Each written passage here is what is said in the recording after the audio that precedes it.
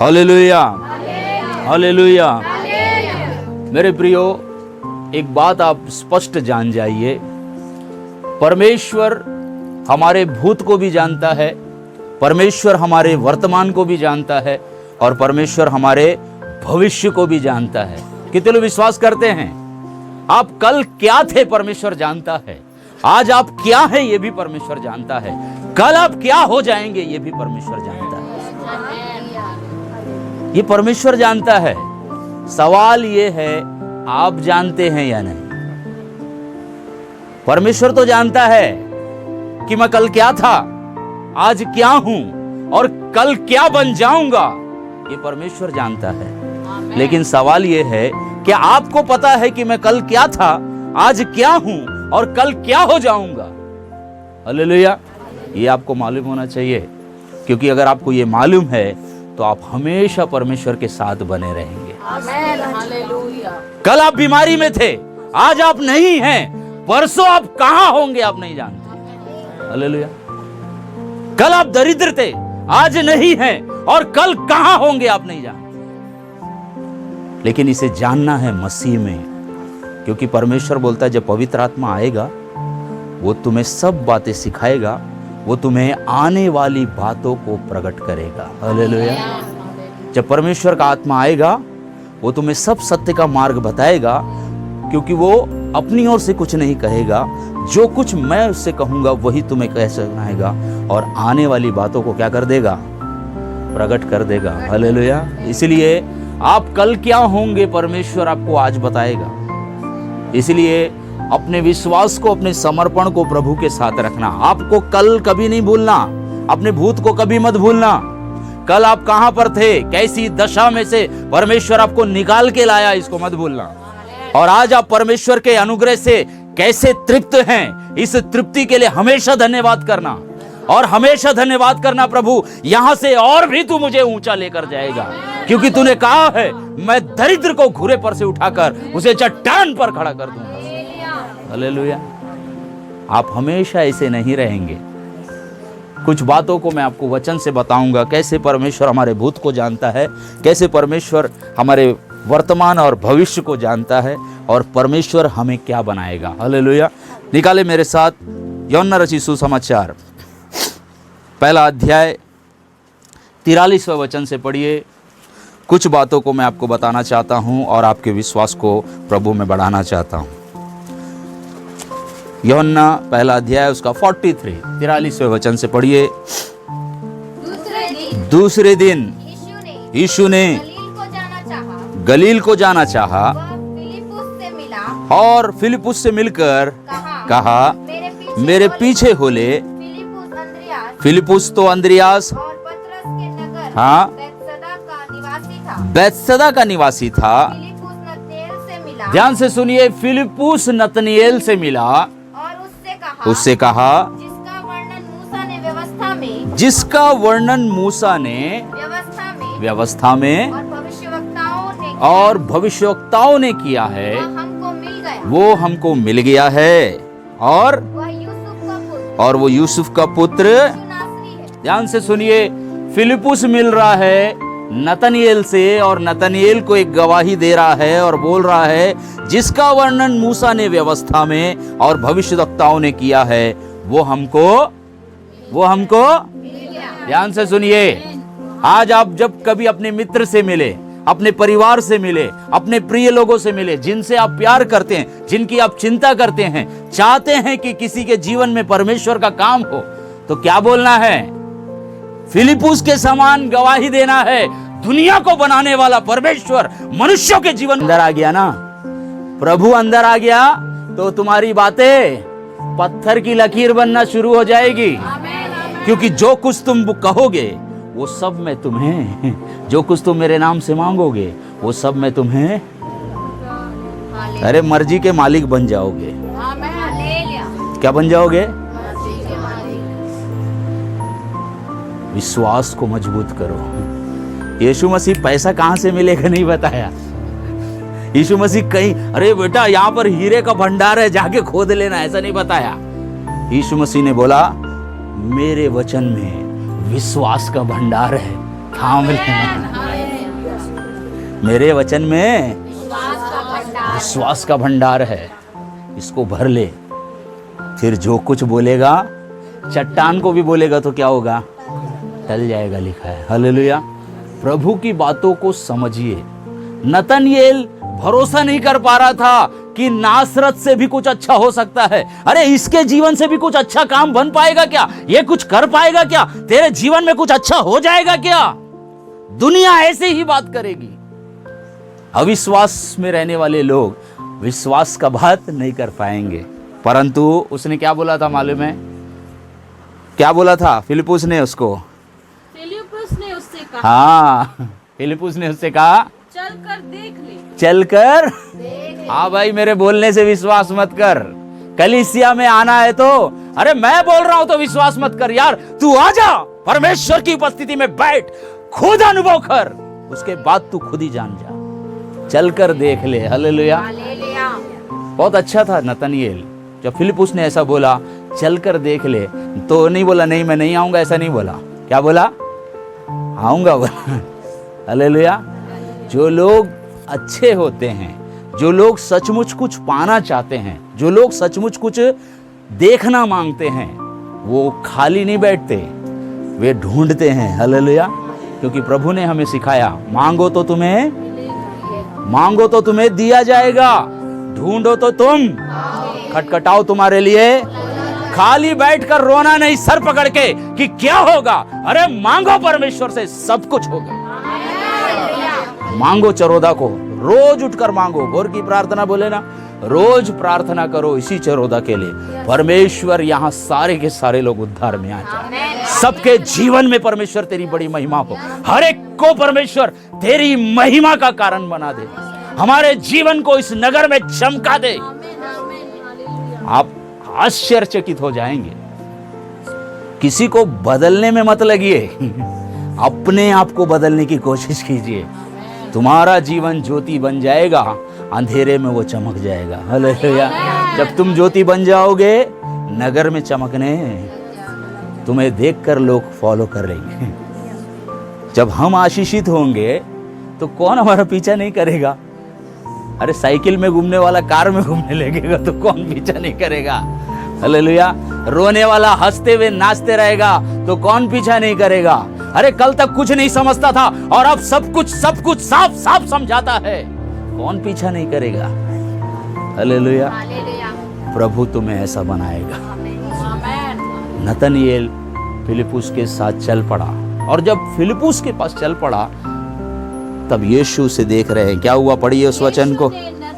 यीशु ने नतनएल को अपनी ओर आते देखकर उसके विषय में कहा, देखो देखो ये सचमुच इजराइली है, इसमें कपट नहीं। हाँ, क्या नहीं है?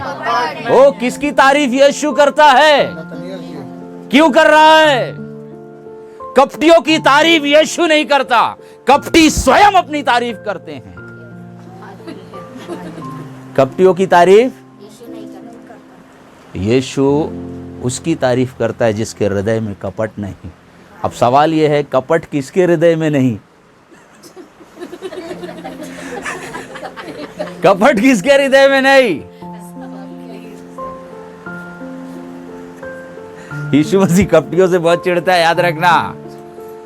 किसको बोला गया है जिसके हृदय में कपट नहीं? जो प्रभु के पास केवल प्रभु को पाने आया है, उसके हृदय में कोई कपट नहीं। क्योंकि अगर कुछ चाह कर आए हो तो परमेश्वर से सच्चे प्रेम से नहीं, कुछ मांगने आ गए। हालेलुया। जो निस्वार्थ प्रभु के पास आता है, जो निस्वार्थ भाव से प्रभु को खोजता है, वो निष्कपट है। हालेलुया। क्योंकि यीशु मसीह ही इस दुनिया में निस्वार्थ आए थे। उनका कोई स्वार्थ नहीं इस दुनिया में। उसे कुछ पाना था, उसे कुछ महिमा चाहिए थे, उसे कुछ नाम चाहिए था, ऐसा कुछ भी नहीं था। अरे यीशु मसीह आया आपको बचाने के लिए। अरे यीशु आया आपको बचाने के लिए। अरे यीशु आया आपको गरीबी से बाहर निकालने के लिए। यीशु आया हमें श्राप से निकालने के लिए।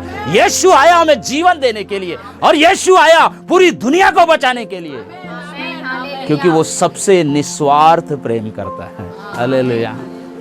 इसलिए नतनिएल जैसा बनिए, निस्वार्थ। क्यों ऐसा बोलता था वो कि नासरत से भी कुछ अच्छी वस्तु निकलेगी? क्योंकि नासरत को देख के हमेशा बेचैन रहता था।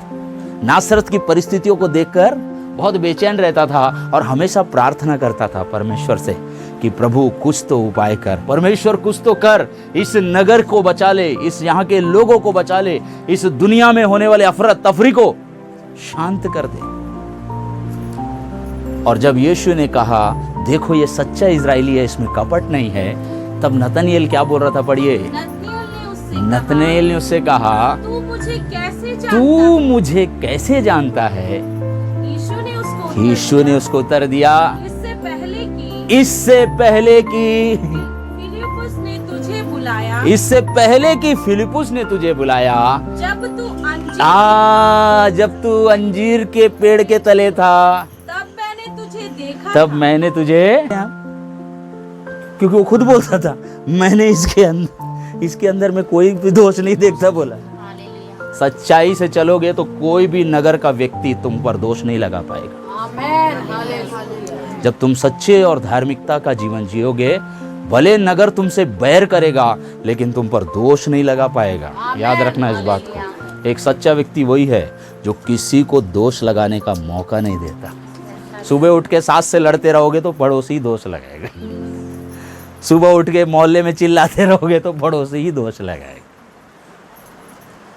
कुछ बदलना है अपने जीवन को, क्योंकि यीशु हमारे भूत को जानता है।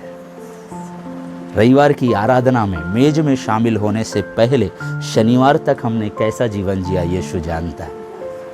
इसलिए अपने भूत को प्रभु में सुरक्षित रखना, क्योंकि किसी के भूत को देखकर यीशु मसीह ने बोला ये सच्चा इजरायली है। किसी के पास्ट को देखकर, यीशु मसीह से मिलने से पहले नतनिएल को यीशु मसीह देखकर क्या बोल रहे हैं? ये सच्चा इजरायली बनिए। रोज प्रार्थना कीजिए प्रभु से उठकर। प्रभु ने हमें कोई धन का खजाना नहीं दिया है, लेकिन धन कैसे आ जाएगा तुम्हारे पास मार्ग बताया है। प्रार्थना करके जो कुछ तुम मांगोगे वो सब मैं तुम्हें दूंगा बोला। बैठकर रोते रहोगे तो नहीं दूंगा बोला। बैठकर सर पकड़ के चिंता करते रहोगे तो नहीं दूंगा बोला। दूसरे का आशीष देखकर मन में कूदते रहोगे तो नहीं दूंगा बोला। जो भी चाहिए प्रार्थना करके जो कुछ तुम मांगोगे वो सब मैं तुम्हें। 14 साल की यात्रा का अनुभव बता रहा हूं मैं ऐसा आदमी हूं। परमेश्वर से जब मैं सेवा करने निकला था तो मैं एक ही चीज बोला था, प्रभु मैं तेरी सेवा करने आऊंगा, लेकिन मैं कभी किसी के सामने हाथ नहीं फैलाना चाहता। इससे पहले कि मुझे किसी के सामने हाथ फैलाना पड़े, उससे पहले मेरा प्राण ले लेना तू। उससे पहले मैं मर जाना पसंद करूंगा। इसलिए मैं पूर्ण विश्वास और समर्पण से तेरी सेवा करूंगा। मेरी सारी जरूरत को तू पूरा करेगा। आज तक किसी चीज का कमी नहीं हुआ। 14 साल भारत देश घुमाया परमेश्वर मुझे। भारत देश में कितने कलीसियाओं में जाकर कितने लोगों को सुसमाचार सुनाया, गिनती भी नहीं। और मैं बोलता हूँ प्रभु मुझे और भी सामर्थ्य दे, ताकि मैं तेरे बच्चों को तेरे वचन से क्या करूं। इसलिए पतरस जैसा बोलता है ना, सोना चांदी तो मेरे पास, लेकिन जो मेरे पास है वो मैं तेरे को देता हूँ। मैंने अपने विश्वास की रखवाली की है और उसी विश्वास को मैं तुम्हें दिए जाता हूं। इसे पकड़ लो। जो विश्वास को पकड़ लिया, विश्वास से पूरा दुनिया जीत जाएगा। हो अपने जीवन को परमेश्वर की इच्छा के अनुसार बना लो और अपने विश्वास को ऐसा बनाओ कि आसमानों से भी ऊंचा हो जाए। आपका विश्वास प्रतिदिन बढ़ते जाना चाहिए, प्रतिदिन। क्यों यीशु मसीह ऐसा करते हैं? क्यों हमारे जीवन में प्रभु चमत्कार करता है? जानते हैं, क्योंकि वो चाहता है हमारा विश्वास क्या हो जाए। हालेलुया। बढ़ाना, अपने विश्वास को बढ़ाना है, क्योंकि यीशु हमारे दशा को, वो हमारे भूत को अर्थात हमारे पास्ट को जानता है। यीशु हमारे वर्तमान को भी जानते हैं। यीशु हमारे नतनिएल को जब देख लिया और नतनिएल की तारीफ किया, नतनिएल क्या बोल रहा था? जल्दी से पढ़िए, फिर हम आगे जाएंगे, जल्दी से, समय कम है। नतनिएल ने उसको उत्तर दिया, परमेश्वर का पुत्र, हे रब्बी तू परमेश्वर का पुत्र है, तू इस्राएल का तू इस्राएल का महाराजा है।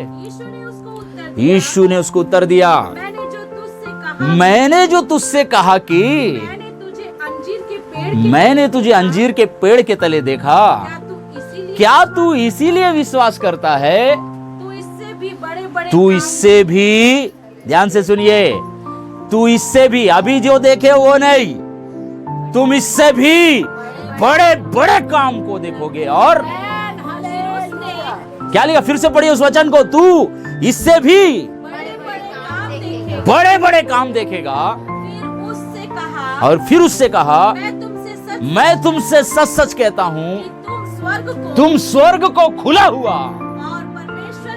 और परमेश्वर के स्वर्गदूतों को मनुष्य के पुत्र के ऊपर उतरते और स्वर्ग पर जाते देखोगे। हालेलुया। यीशु मसीह कह रहे हैं, तुम इससे भी बड़े बड़े काम कर देखोगे, वरन तुम परमेश्वर के स्वर्गदूतों को भी क्या करोगे? आसमान से उतरकर मनुष्य के पुत्र की सहायता करते हुए देखोगे। इसका मतलब है यीशु तो अपने विषय में बोल ही रहा है, वो ये भी बता रहा है, जरूरत पड़ेगी तो स्वर्ग भी खुलेगा और स्वर्ग दूत आकर तुम्हारी सेवा करके जाएंगे। लिखा है वर्ड में। पतरस बंद हो गया था, कौन आया था खोलने उसको? पतरस जब बंद था कौन आया? जब यीशु मसीह कब्र के अंदर थे कौन आया पत्थर लुढ़काने? जब यीशु गसमने में प्रार्थना कर रहा था कौन आया सहायता करने? याद रखिए, स्वर्ग, जरूरत पड़ेगी तो स्वर्ग भी खुलेगा तुम्हारी सहायता करने के लिए। जब कोई नहीं आएगा ना, तब भी मत डरना। जब सब छोड़कर भाग गए थे यीशु मसीह को, सब यीशु मसीह ने क्या बोला? तुम सब ठोकर खाओगे और आज रात को मुझे छोड़कर और मैं अकेला रह जाऊंगा, तो भी मैं अकेला नहीं, क्योंकि मेरा पिता मेरे। याद रखना इस बात को। जिस प्रभु के पीछे चले हो, वो प्रभु ने कहा है, मैं तुम्हें अनाथ करके, वो कभी नहीं छोड़ेगा, आखिरी सांस तक तुम्हारे साथ रहेगा।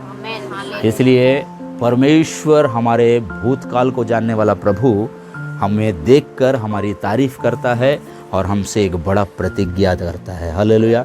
जब हम प्रभु को पहचान जाते हैं, जब नतनएल ने कहा कि हे रब्बी, तू इज़राइल का महाराजा है। हालेलुया। जब आप कहते हैं प्रभु तू ही मेरा राजा, तू ही मेरा प्रभु, तब प्रभु बोलता है, बेटी मैं तेरे जीवन में बड़े बड़े काम करूंगा। हालेलुया। जो प्रभु को पहचान जाते हैं, जो परमेश्वर के सामने अपने आप को सरेंडर कर देते हैं, उनके लिए प्रभु बोलता है, उनके लिए स्वर्ग भी खुलेगा, स्वर्गदूत भी आएंगे उनके लिए। हालेलुया। इसलिए पहले अपने जीवन को पहचान लेना कि प्रभु सब कुछ जानता है। मैं किस दशा में था प्रभु जानता है, और मैं किस दशा में रहूंगा ये भी प्रभु जानता है। हालेलुया। एक और घटना मैं जल्दी से बताना चाहता हूँ। यूहन्ना 4 अध्याय निकाले मेरे साथ। यूहन्ना 4 अध्याय, यूहन्ना 4 अध्याय और उसका 5वें वचन से पढ़ना शुरू करें। इसीलिए सुखार नामक हाँ। सामरिया के एक नगर तक आया, हाँ। जो उस भूमि के पास है, हाँ। जिसे याकूब ने अपने पुत्र यूसुफ को दे दिया था। पहले वचन से पढ़ेंगे तो और भी अच्छा लगेगा, पढ़ दीजिए। फिर जब प्रभु को मालूम हुआ कि हाँ। फरीसियों ने सुना है कि यीशु हाँ। यूहन्ना से अधिक चेले बनाता और उन्हें बपतिस्मा देता है, यद्यपि यीशु स्वयं नहीं वरन उसके चेले बपतिस्मा देते थे, तब वह यहूदियों को छोड़कर गलील को चला। अब पढ़िए 5वें वचन से। इसीलिए हाँ। वह सुखार नामक सामरिया के एक नगर तक आया, जो उस भूमि के पास है, जिसे याकूब ने अपने पुत्र यूसुफ को दिया था। हाँ। और याकूब का कुआं भी वहीं था। 7वें वचन से पढ़िए। इतने में एक सामरी स्त्री जल भरने को आई। यीशु ने उससे कहा मुझे पानी पिला, क्योंकि उसके चेले तो नगर में भोजन मोल लेने को गए थे। बस ये पूरा घटना आप जानते हैं, मैं इसको पूरा बोलना नहीं चाहता। मैं आपको क्या बता रहा हूँ, यीशु हमारे पास्ट को जानता है, यीशु हमारे वर्तमान को भी जानता है। बोलिए सब, यीशु हमारे पास्ट को जानता है, यीशु हमारे प्रेजेंट को भी जानता है।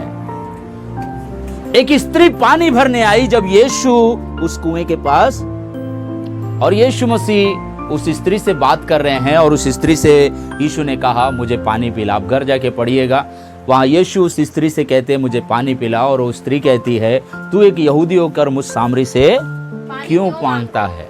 और प्रभु यीशु मसीह ने उससे कहा था यदि तू ये जानती, यदि तू परमेश्वर के वरदान को जानती कि जो तुझसे मांगता है वो कौन है, तो तू उससे मांगती और मैं तुझे क्या देता, जीवन का जल देता। और वो स्त्री बोलती थी पानी भरने के लिए तो तेरे पास कुछ भी नहीं है और कुआं क्या है, बहुत गहरा है। परंतु यीशु उससे बात करते हुए कहते थे जो इस जल में से पिएगा वो फिर प्यासा होगा, परंतु जो कोई उस जल में से पिएगा जो मैं उसे दूंगा वो फिर अनंत काल तक प्यासा ना होगा। परंतु उस स्त्री को समझ में ही नहीं आ रहा था यीशु मसीह क्या बोल रहे हैं। कई बार प्रभु की बातें हमसे स्पष्ट होते रहती, प्रभु स्पष्ट बात करते रहता है, परंतु हमें समझ में, वो स्त्री को भी समझ में नहीं आ रहा था। और वो फिर क्या बोलती थी, क्या पढ़ रही, पढ़िए उस वचन को, 15वां वचन। वरन जो जल मैं उसे दूंगा हाँ, वह उसमें एक सोता बन जाएगा। स्त्री ने उससे कहा हे प्रभु वह जल मुझे दे ताकि मैं प्यासी ना हूँ और ना जल भरने को। हाँ, ध्यान से सुनिए, यहाँ पे बहुत बढ़िया बात कर रही है वो। ऐसे ही हम लोग भी बोलते रहते हैं चर्च में आके, प्रभु ये दे दे, प्रभु वो दे दे, इतना दे दे कि मेरे को चर्च आने की भी जरूरत घर में ही बैठे सब मिल जाए, प्रभु मेरे को यहाँ तक आने की जरूरत ही नहीं है।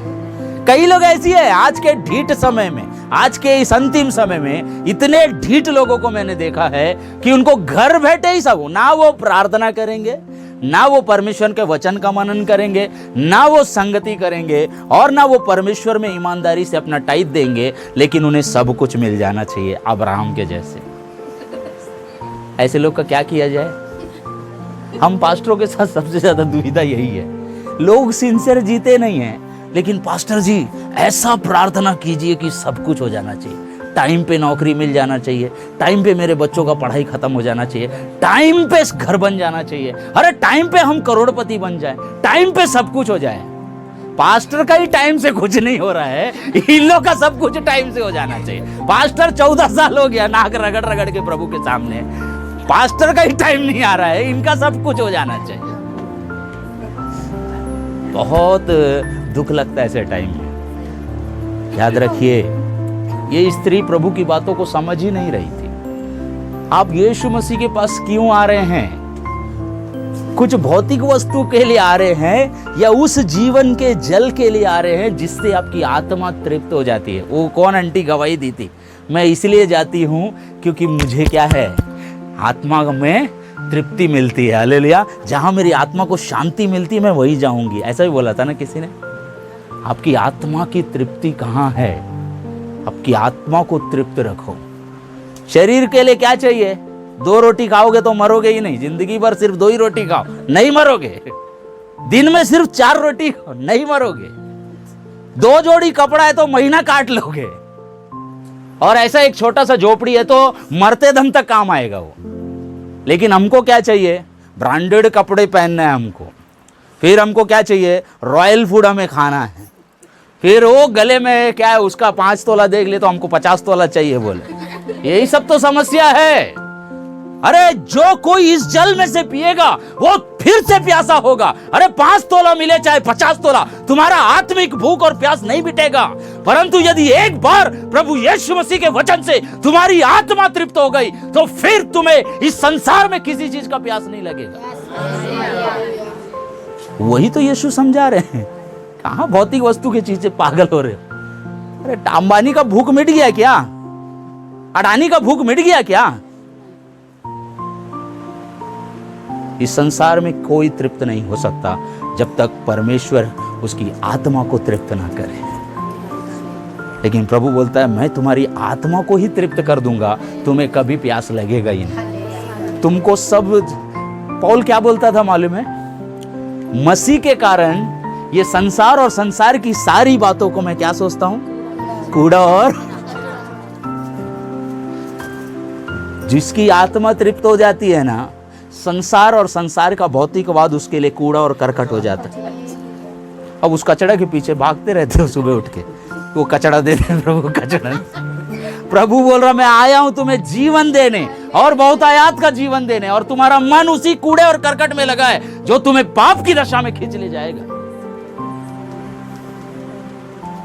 याद रखिए, इस बात को यीशु सिखा रहे थे, मैं तुम्हें ऐसा जल दूंगा जिसको पीने के बाद फिर तुझे कभी प्यास ऐसा कुछ मांगो यीशु मसीह से कि फिर दुनिया का प्यास खत्म हो जाना चाहिए, सिर्फ यीशु की प्यास होनी चाहिए। यीशु जैसा बन जाओ, यीशु जैसा बन जाओगे ना तो अपने बैरियों से भी प्यार करने लगोगे, अपने बैरियों से प्यार करने लगो। जिस दिन ऐसे बन जाओगे ना, पूरा मोहल्ला तुम्हारा फैन बन जाएगा। जो तुम्हें गाली देता है उसके सामने मुस्कुराना सीख जाओ, जो तुम्हारे विरोध में बोलता है उससे प्यार से बात करना सीख जाओ, जो तुम्हारे विरोध में गड्ढा खोद रहा है उस मनुष्य की भलाई करना सीख जाओ। दुनिया तुम्हारा फॉलो करेगा, 100% करेगा। इसी बात को यीशु ने सिखाया। अपने से सब प्यार करते हैं तो कौन सा बड़ा काम करते हो? अपने बैरियों से प्रेम करो, अपने सताने वालों के लिए। मैंने कभी किसी के हृदय, अपने हृदय में किसी के लिए कड़वाई रखा ही नहीं। ये जितने भी हमको मार रहे हैं, पीट रहे हैं कलीसिया के विरोध में, हमारे दिल में कोई कड़वाहट नहीं। वो सिर्फ और सिर्फ इसलिए कर रहे हैं क्योंकि उन्होंने यीशु मसीह के जीवन जल को पाया नहीं, इसलिए प्यास बुझी नहीं है। हमारी प्यास बुझ गई, अब हम काहे के प्यासे? उनकी प्यास बुझी नहीं है तो हमको मार के प्यासे हो रहे हैं। उन लोग मार के भी प्यास नहीं बुझ रहा हम लोग, और हम मार खा कर भी क्या है? तृप्त है। समझ में आया कुछ? यही जीवन है। प्रभु इसी को सिखा रहा था। अगर हमारा प्यास बुझा नहीं रहता ना तो हमें एक जापड़ मारने वालों को मैं 100 जापड़ मारूंगा बोलता, क्योंकि हमारा प्यास बुझा नहीं। लेकिन हमारा प्यास बुझ गया है, प्रभु हमको मिल गया है। अब हमें इस व्यर्थ बातों में पड़ना ही, इस संसार के पाप और अधर्म के मार्ग में हमें चलना ही नहीं, क्योंकि हमें जीवन का मार्ग क्या है? मिल गया है। हालेलुया। इसलिए जो तृप्त नहीं है वही तो विचलित है, परंतु जो तृप्त हो चुका है वो यीशु के जैसा शांत हो जाता है। हालेलुया। इसीलिए उस स्त्री को प्रभु समझा रहे थे और स्त्री समझ नहीं रही थी और बोलती थी, प्रभु वो जल मुझे दे दे ताकि मैं क्या हो जाऊं? पीकर तृप्त हो जाऊं और फिर कभी इस कुएं के पास पानी। ऐसा क्यों बोली जानते हैं आप? क्योंकि वो स्त्री जानती थी अपनी दशा को, और उसे शर्मिंदगी महसूस होती थी इस दुनिया में अपने आप को प्रकट करने में। अपनी दशा को जानती थी वो, और इसलिए 12 बजे आती थी पाना भरने। सब 8 बजे जाते थे, तो ये कितने बजे जा रही है? हाँ, जब कोई नहीं है। जो व्यक्ति गलतियों में फंसा है, जो अपने जीवन में गलत कामों में फंसा है, वो शर्मिंदगियों का बोझ उठाकर चलता है, छिप छिपाकर जीवन जीता है।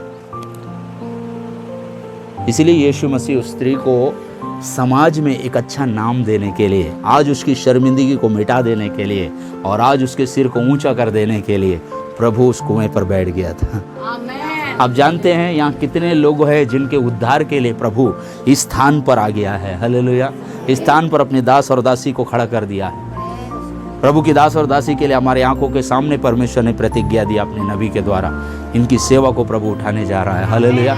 मैं सोचा नहीं था, हम करीब लगभग 2022 के लॉकडाउन से मैं बोल रहा था, पास्टर साहब मैं और मेरी पत्नी आपके घर आएंगे, आपसे मिलना चाहे, परंतु लगभग 3 साल हो गया, आ ही नहीं पा रहे थे। जमीन है, कितने बार रायपुर जाके आके, लेकिन इधर आ ही नहीं पाया। लेकिन आज प्रभु मुझे यहाँ लेकर आया, मैं परमेश्वर को धन्यवाद देता हूँ। शायद परमेश्वर आप लोगों से बात करना चाह रहे थे मेरे मुंह में होकर। मैं प्रभु को धन्यवाद देता हूँ, आज परमेश्वर आपसे बात कर रहा है। यीशु जीवन जल से हमें तृप्त करना चाहता है और वो हमें समझाना चाहता है कि आज हमारा जीवन जो है वैसा नहीं, मैं तुम्हारा जीवन ही बदल देना चाहता हूँ। और यीशु मसीह स्त्री को बोल रहे थे, पढ़िए उस बात को आगे क्या हुआ? हाँ, अपने यीशु ने उससे कहा 16वां वचन में। अब यीशु स्पष्ट बात कर रहे हैं उससे। यीशु ने उससे कहा, जा अपने पति को हाँ जा, बुला ला। जा अपने पति को यहाँ बुला ला। क्यों ऐसा बोला यीशु मसीह? प्रभु तो सब जानते थे, फिर क्यों ऐसा यीशु मसीह बोला, जा तू अपने? क्योंकि यीशु जानते थे अगर ये सचमुच जीवन पाना चाहती है तो मुझसे झूठ नहीं बोलेगी। अगर ये सचमुच उद्धार पाना चाहती है तो मेरे सामने झूठ नहीं, तो अगर झूठ बोलना रहता तो क्या बोलती मालूम है? ठीक है, मैं अपने पति को बुलाने जा रही हूँ बोल के भाग जाती। कई लोग ऐसे बोलते रहे, पास्टर साहब अगले रविवार को मैं जरूर आऊंगी बोलती है, फिर वो किसी रविवार को नहीं दिखते। ऐसे लोग भी हैं जिनका सच्चाई से प्रभु में क्या नहीं रहता है। ऐसा मत बनिए। प्रभु अगर कुछ बोल रहा है आपको, अगर परमेश्वर के दास के मुख से जब परमेश्वर का कलाम आप तक पहुंच रहा है और आपके पापों को आप पर प्रकट कर रहा है, तो आप प्रभु के चरणों में मान लीजिए, हाँ मैं प्रभु इसी दशा में हूं।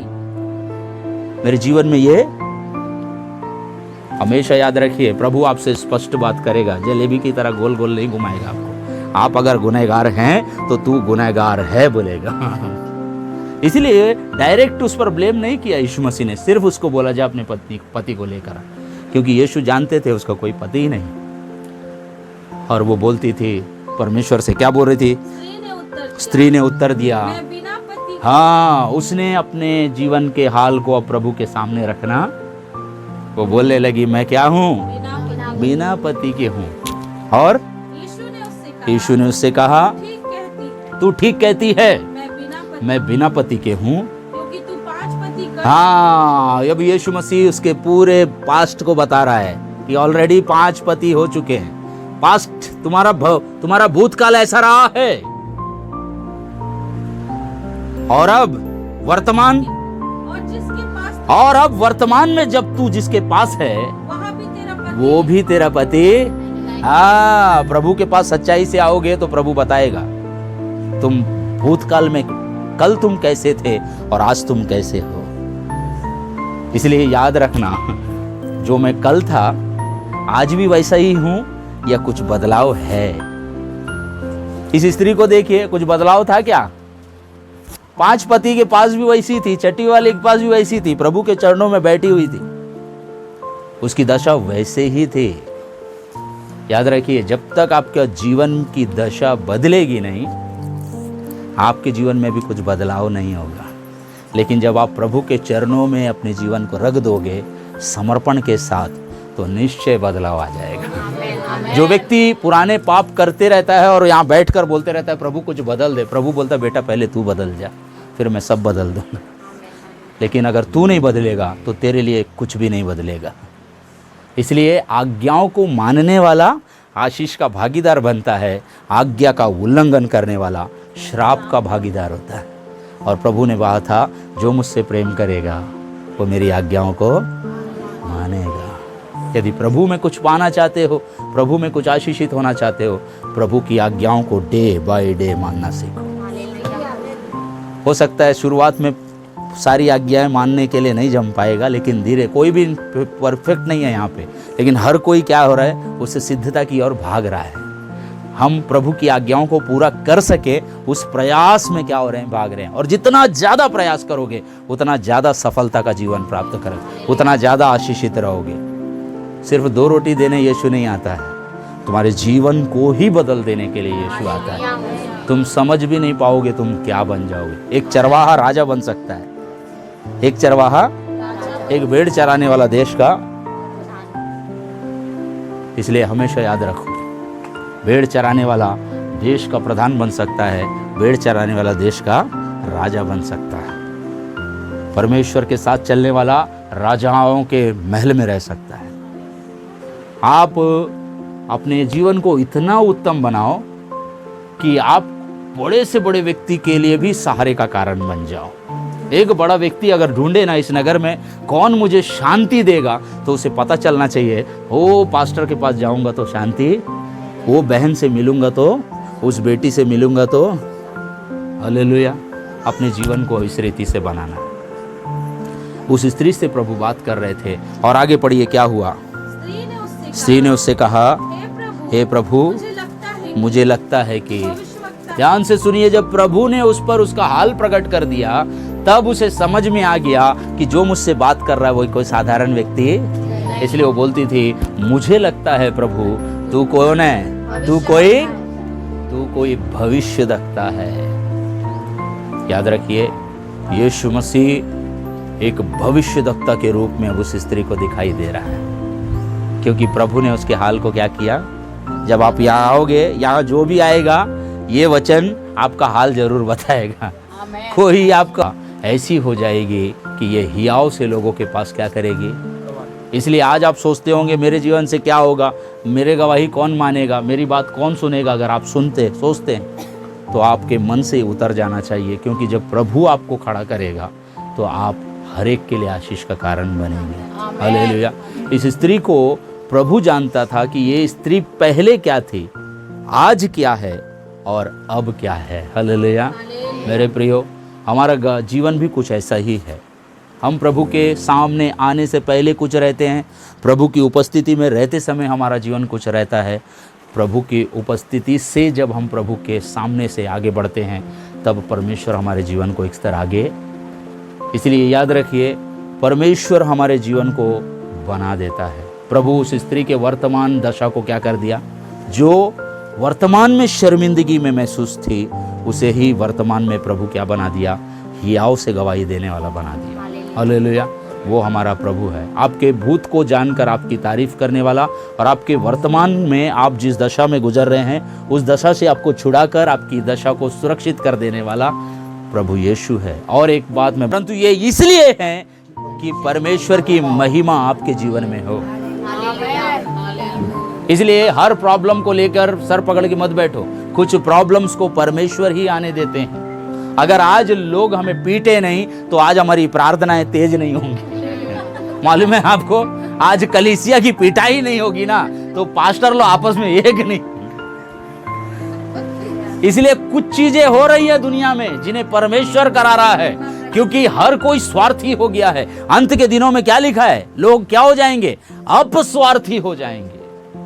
और कुछ चीजों को परमेश्वर ठीक करने के लिए कुछ विपत्तियों को भी परमेश्वर क्या कर रहा है, इस दुनिया में भेज रहा है, ताकि परमेश्वर अपने लोगों को क्या कर रहा है, जो प्रभु के साथ चल रहा है, जब इन बातों को होते हुए देख रहा है, वो अपने भक्ति में जीवन को क्या कर रहा है, बना रहा है। जो खुमारी में सो रहा था, अरे करूंगा आराम से पिटाई में, प्रभु क्या जैसी देखा पिटाई हो रहा है, मरी आ रहा है, सब कुछ हो रहा है, अरे यीशु भी आ रहा है, तैयार हो जाओ।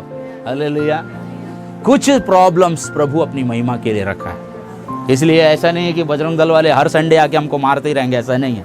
एक संडे शायद परमेश्वर उन्हें आने दे, अगले संडे आने नहीं देगा, क्योंकि परमेश्वर हमारा सुरक्षा करने वाला भी है। यहोवा मारता है, यहोवा जिलाता है। हालेलुया। उसकी इजाज़त के बगैर कोई हमें छू भी नहीं सकता है, याद रखिए इस बात को। परंतु वो इसलिए होने देता है क्योंकि वो हमें सिंसियर कर रहा है। हालेलुया। और एक और बात मैं आपको बता दूं, कोई भी भवन बंद कर दिया जाए, कोई भी ईंट पत्थर का दीवार बंद कर दिया जाए, ये सेवा बंद। हम यहाँ तो सिर्फ पास्टर अकेले प्रचार कर रहे हैं, जिस दिन चर्च बंद हो जाएगा हम सब नगर में प्रचार करेंगे। हालेलुया। नगर नगर में खड़े हो जाएंगे, एक सड़क 11 में, एक सड़क 12 में खड़े हो जाना, तब और प्रचार होगा। समझ में आ रहा है? कौन रोकेगा हमको? चर्च ये है, मंदिर तो ये है, ये घर है, ये मंदिर है जो जाएगा वहाँ। हालेलुया।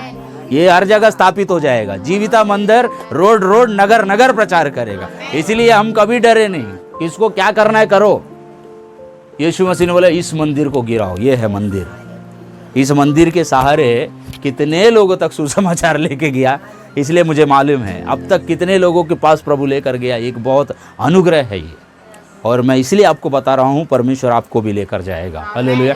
इसलिए प्रभु की गवाही देने से घबराना नहीं।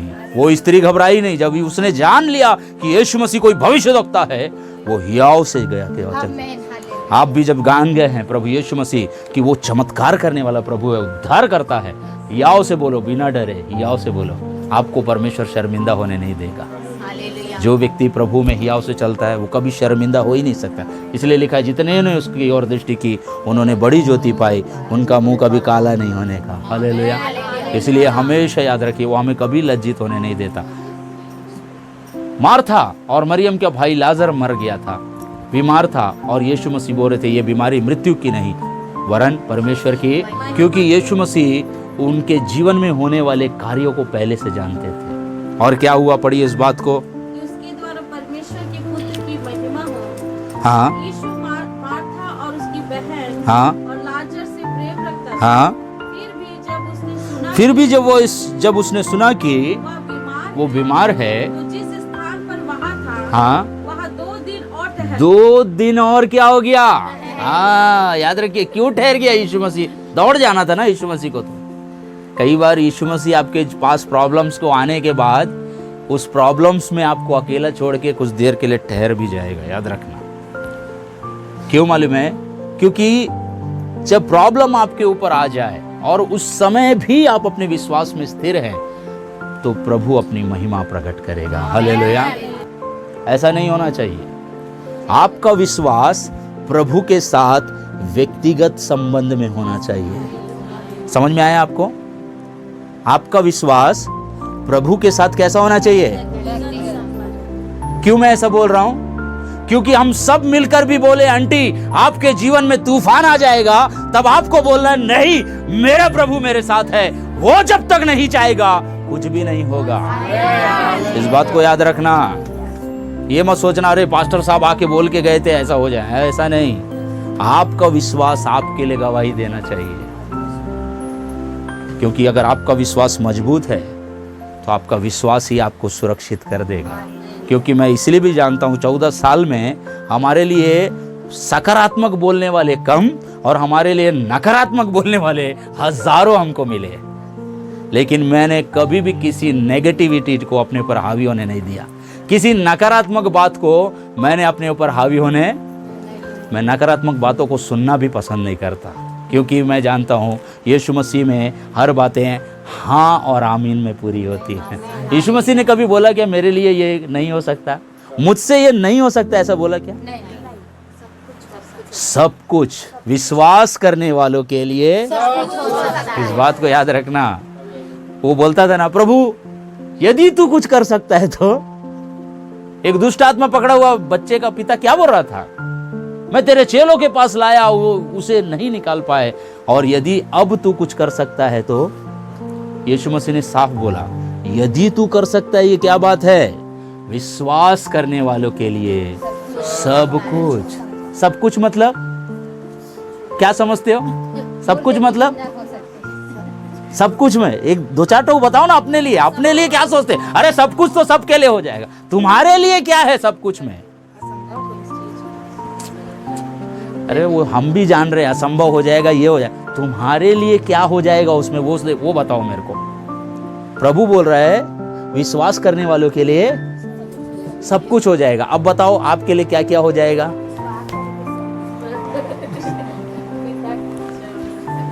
लगता है सबके लिए सब कुछ हो जाएगा। अरे अपने लिए बताओ ना, तुम्हारे बेटे का विवाह सबसे थोड़ी करोगे।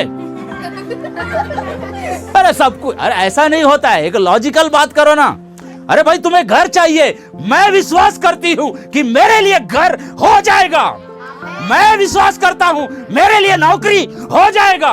मैं विश्वास करता हूं मैं मिनिस्ट्री में आ जाऊंगा, मैं प्रभु में इस्तेमाल किया जाऊंगा, मैं कर्ज से मुक्त हो जाऊंगा, मैं बीमारी से छूट जाऊंगा, मैं गरीबी से निकल जाऊंगा, मैं दरिद्र नहीं रहूंगा। ऐसा घोषणा करना पड़ेगा। विश्वास करने वालों के लिए सब कुछ हो सकता है। मैं बोलता था हिंदुस्तान को हिलाऊंगा यीशु मसीह के नाम में। आमीन। इस हिंदुस्तान में मरने से पहले यीशु मसीह की गवाही हियाव से देके मरूंगा। और ऐसे ही प्रभु मुझे अब तक 9 राज्यों में पांव रखकर खुदा का कलाम सुनाने में सहायता किया। मैं मांगता हूँ यीशु मसीह में, यीशु हिंदुस्तान को मांगता था मैं प्रार्थना में, प्रभु भारत देश को मैं मांगता हूँ यीशु तेरे नाम में। विश्वास करने वालों के लिए ऐसे ही बैठे रहता, अरे कुछ नहीं होगा प्रभु क्या करूं। 9 राज्यों में पांव रखा हियाव से, प्रभु लेके गया मुझे। और मैं ये भी जानता हूँ पूरा भारत भ्रमण कराएगा प्रभु मुझे। हालेलुया। याद रखिए तेरा विश्वास तुझे सुरक्षित करेगा। इसलिए लिखा है विश्वास के द्वारा अनुग्रह से तुम्हारा, पैसे से नहीं हुआ है, किससे हुआ है? विश्वास के द्वारा अनुग्रह से तुम्हारा। इसलिए याद रखो यीशु परिस्थितियां बदलने में सामर्थी है, क्योंकि वो हमारे भविष्य को भी, लाजर का भविष्य को यीशु जानते थे। मार्था मरियम के जीवन में क्या मैं करने जा रहा हूं ये भी जानते थे। वो लोग सोच रहे थे अरे लाजर मर गया है। जब यीशु मसीह मिला, क्या बात हुआ, जल्दी से पढ़िए, मैं बंद करूंगा। सो यीशु आकर वहां मालूम हुआ कि उसे कब्र में रखे 4 दिन हो गया है। और क्या हुआ, पढ़ दे। बतनिया यरूशलेम के समीप कोई 2 मील की दूरी पर था और बहुत से यहूदी मार्था और मरियम के पास आए उनके भाई की मृत्यु पर शांति और उनके भाई के विषय में, मृत्यु के विषय में शांति देने के लिए आए थे। जब मार्था ने यीशु के आने का सो मार्था ने जब देखा कि यीशु मसीह के आने का समाचार सुना, तो उससे भेंट करने को गई। मार्था जैसी सुनी कि यीशु मसीह आ गया है तो उससे क्या करने के लिए चले गई, भेंट करने के चले गई। और परंतु मरियम घर में बैठी रही। मार्था ने यीशु से कहा, हे प्रभु, यदि तू यहाँ होता तो हाँ, मेरा भाई कदापि ना मरता। ध्यान से सुनिए, इस स्टेटमेंट में हम लोग भी बोलते रहते हैं, प्रभु आज यहाँ होता तो तू ऐसा नहीं होता, प्रभु तू वहाँ मेरे साथ होता तो ऐसा नहीं होता, है ना, ऐसे ही बोलते रहते हैं ना। प्रभु कभी किसी को अनाथ नहीं छोड़ता है। प्रभु हर जगह में हर समय मौजूद है। याद रखना, आपके दुखद समय में भी प्रभु आपके साथ ही है, परंतु आपको परख रहा है। इस बात को याद रखना, तुम्हारे विश्वास की परख हो रही है। जब तुम्हारे जीवन में नेगेटिव हो रहा है, कुछ ऐसा हो रहा है जो तुम सोचते हो कि ऐसा नहीं होना चाहिए और वही हो रहा है, उस समय आप ये मत सोचना कि प्रभु मुझे छोड़ दिया है। प्रभु आपके विश्वास को क्या कर रहा है। यीशु मसीह ने जब सुना कि लाजर बीमार है तो जिस नगर में वो था वहां 2 दिन और रुक गया, लिखा है, जबकि चाहिए था उसे 2 दिन की यात्रा करके उसे पास।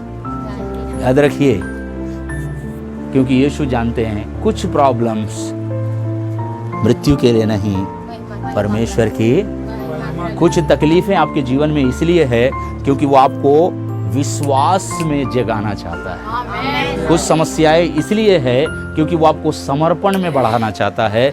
कुछ प्रॉब्लम इसलिए है क्योंकि वो चाहता है आप अपने मुंह से घोषणा करें। पौल बोलता था, मैं विश्वास किया इसलिए मैं बोलता, मैं विश्वास किया इसलिए मैं क्या बोला। ना मृत्यु, ना वर्तमान, ना भूत, ना भविष्य, ना गरीबी, ना अमीरी, ना ये लोग, ना परलोक, ना अधोलोक, ना कोई सृष्टि मुझे परमेश्वर के प्रेम से। बोल पाओगे? चरोदा आ जाएगा तो डर जाओगे क्या? चरोदा के 4 लोग आ जाएंगे डंडा लेके तो मोला नहीं पता यीशु, ऐसा बोलोगे क्या? ना मृत्यु, ना जीवन, ना वर्तमान, ना भूत, ना भविष्य, ना कोई सामर्थ, ना ऊंचाई, ना गहराई, ना कोई और सृष्टि मुझे परमेश्वर के प्रेम से। इसलिए पौल बोलता है, मैंने विश्वास किया इसलिए मैं बोला। हालेलुया, बोलना पड़ेगा। दुनिया में गूंगा बन के मत रहना। आपके विश्वास की परीक्षा जब हो तो बोलना। हालेलुया। मार्था बोल रही थी, क्या बोल रही थी मालूम है? प्रभु यदि तू यहाँ होता तो मेरा भाई। तब यीशु मसीह ने क्या बोला? क्या बोला? यीशु ने उससे कहा, तेरा भाई फिर जी उठेगा। अरे तुम्हारे सपने अगर मर गए हैं तो प्रभु कहता है तेरे सपने फिर जी उठेंगे। तेरा दर्शन अगर मर गया है तो तेरा दर्शन फिर जी उठेगा। तेरा विश्वास अगर मर गया है तो फिर जी उठेगा। तेरी आशा अगर मर गई है तो फिर जी उठेगा। इसलिए प्रभु के पास कोई मरता नहीं है, प्रभु की उपस्थिति में सब जिलाया जाता है। याद रखना, यीशु मसीह कल, यीशु मसीह आज और यीशु मसीह युगानुयुग अरे एक सा है। अगर वो कल उठ गया है तो वो आज भी तुम्हें उठाने में सामर्थ्य है। अगर वो कल तुम्हें चंगाई देता था तो आज भी तुम्हें चंगाई देता है। अगर वो कल तुम्हारे अपराधों को क्षमा करता था तो आज भी वो तुम्हारे अपराधों को, और वो युगान युग एक सा है। हालेलुया। आपके मरते तक, इवन आप इस दुनिया को छोड़कर उसके घर पहुंचते तक वो युगान युग आपके साथ है। हालेलुया। इसलिए कभी भी ये मत सोचना इस दुनिया में आप अकेले हैं। अगर आप बोलते हैं कि प्रभु मेरा प्रभु है तो एक बात को याद रखिए, प्रभु युगानु युग मेरे साथ है। अगर आप बोलते हैं कल प्रभु ने मेरे लिए काम किया था तो आपको ये भी मानना होगा कि प्रभु आज भी मेरे लिए काम करेगा। और प्रभु युगानुयुग जब तक मैं इस पृथ्वी में हूँ तब तक वो मेरे लिए काम, मैं तुम्हें अनाथ करके नहीं छोड़ूंगा, मैं तुम्हारे। इसलिए यीशु भविष्य जानता है। बोलिए, यीशु मेरा भूत जानता है, यीशु मेरा वर्तमान जानता है और यीशु मेरा भविष्य जानता है। वो जानता था लाजर मर भी जाएगा तो भी मैं क्या करूंगा, लाजर जी जाएगा बोला और उसे जिलाया। सबकी चिंता ये रहती है ना, भविष्य में कुछ पैसा मेरे पास रहेगा कि नहीं, ये चिंता सबको सताता है। चंगा ही रहूंगा, सब कुछ रहूंगा, ऐसे ही सोचते हैं हम लोग। बाइबल में एक फॉर्मूला यीशु मसीह ने बताया था पैसे के विषय में। याद है, यीशु मसीह एक दिन मंदिर में जा रहे थे और उसे कर देना था, और कर के देने के लिए उसके पास क्या नहीं था, उनके पास सिक्के नहीं थे, पैसे नहीं थे। तब यीशु मसीह ने पतरस को क्या बोला, सामने के झील में जा और वहाँ जाके क्या डालना, एक बंसी डालना, जाल नहीं भैया, एक बंसी डालना, और बंसी जैसी डालेगा तो उसमें तुझको क्या मिलेगा, एक मछली मिलेगा, और उस मछली के मुंह में तुझे एक सिक्का मिलेगा। उस सिक्का को लाकर क्या कर देना। प्रभु की सेवा करने वाले लोगों को हमेशा ये जानना चाहिए, हमारे लिए सिक्का मच्छी के मुंह में है। सेवक के लिए, अगर तुम प्रभु की सेवा करते हो तो तुम्हें परमेश्वर बता देगा कि तुम्हें क्या करना है, और जब तुम वो काम करोगे तो उस काम में ही तुम्हारा प्रतिफल तुम्हारा छिपा हुआ है। हालेलुया। तुम्हारी आवश्यकता कैसे पूरी होगी उस समय प्रभु तुम्हें बता देगा कि तुम्हें कहाँ जाकर कहाँ प्रयास करना है और क्या तुम्हें मिलेगा और कैसे तुम्हारा अनुग्रह उसमें छिपा हुआ है। समझ में आया? इसलिए एक सेवक प्रभु में जितनी आत्माओं को जीतता है, वो आत्माएं ही मिलकर प्रभु के दास को क्या करती है, सहयोग करती है। हालेलुया। इसलिए प्रभु की सेवा में जब आप निकल पड़े हैं, प्रभु के साथ जब आप चल पड़े हैं, तो आप ऐसा मत सोचिए कल तो प्रभु मेरे साथ था और आज मेरे साथ। प्रभु हमारे कल भी जानता है, प्रभु हमारा आज भी जानता है और भविष्य भी हमारा। इसलिए मार्था बोल रही थी पुनरुत्थान के दिन, आप भी बोल सकते हैं हाँ प्रभु मिलेगा कभी। प्रभु बोले कभी नहीं, अभी। विश्वास करेगी तो अभी। इसलिए जिनको अभी चाहिए, अर्थात जो चाहते हैं कि जीविते ही मैं परमेश्वर के अनुग्रह को देखूं, तो अपने विश्वास को प्रभु के इच्छा अनुसार बनाना। हालेलुया। वो आपके जीवन को आशीष करेगा। अपनी